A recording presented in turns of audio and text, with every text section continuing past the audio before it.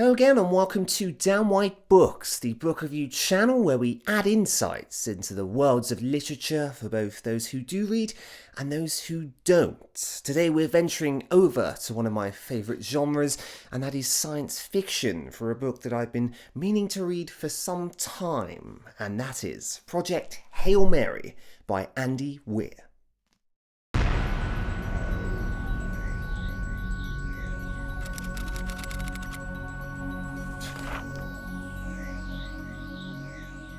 First published in 2021, in the year of May, Project Hail Mary tells the tale of humanity's quest to save planet Earth from a mysterious presence that is slowly dimming the sun.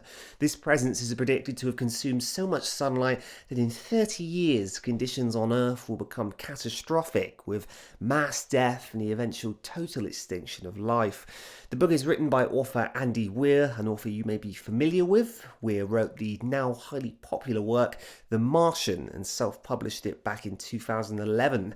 This of course became a highlight in movie theatres in 2015, with Matt Damon playing the book's central protagonist. Project Hail Mary is told through two different perspectives, one in the present and the other in a series of flashbacks, both taking place in the life of the book's central character, a schoolteacher and former molecular biologist, Ryland Grace.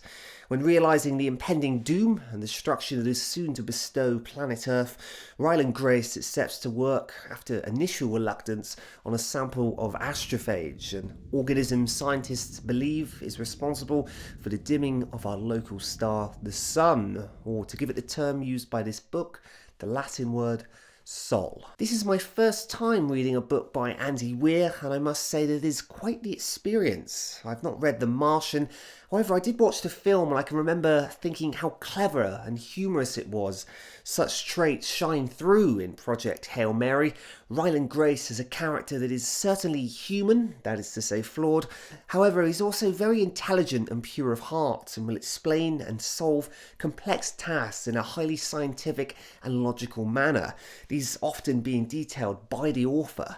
From the start of the book, Ryland awakes in a strange room where things don't quite add up, and it is from here we learn through past flashbacks and present actions the story that ebbs between this book's pages. The nature of the storytelling is also very well portrayed, filling in plot details as the chapters progress. As you read, so Ryland learns of why he is where he is and exactly what it is he has to do. Ryland also meets someone else, someone I won't mention here for spoiler purposes, but if you've read this book, I'm certain you'll know who I'm referring to. In crafting this secondary character, Andy Weir creates humanity where you'd expect there to be little, and creates a remarkably lovable character whose English makes you laugh and whose sacrifice will certainly touch your heart. I was reading this book at the canteen where I work, and the sacrifice I mentioned brought tears to my eyes.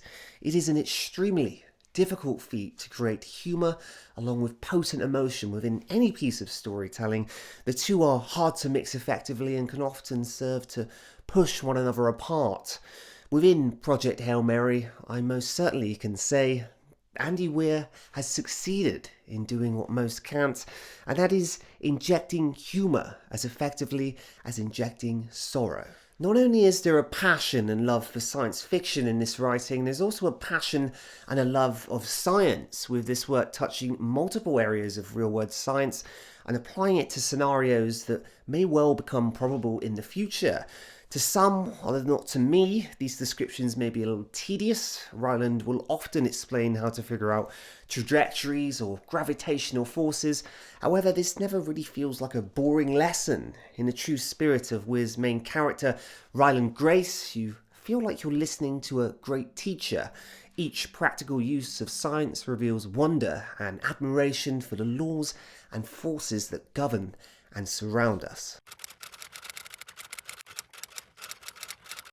It was a pleasure to read this book. It wasn't hugely complex, although it does go into select detail regarding real-world and practical application of science and maths. You'll know straight away if this is to your liking, as it starts very early in the book.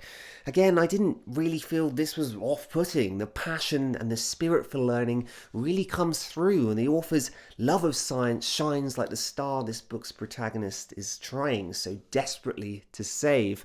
Beyond this, the story is highly readable, and one could certainly digest it on a rainy weekend indoors. My only credible critique would be in relation to the chapters not long before the ending. I did feel the pacing was a tiny bit off, but honestly, this isn't something that takes away from the experience.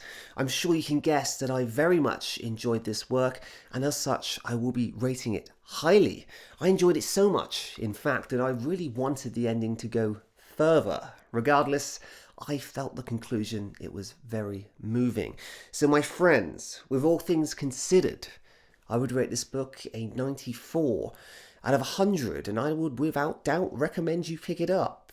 Any book I rate above 90 is an exceptional book, and in my eyes certainly has the capability to become someone's all-time favourite. Those last few digits are entirely down to personal opinion. Thank you very much for watching this book review. Please like and subscribe for more content, and check out my video description below for further information on where to pick up this book. Next week's book sees me going back to another favourite genre of mine, albeit one I haven't read for some time, and that is horror.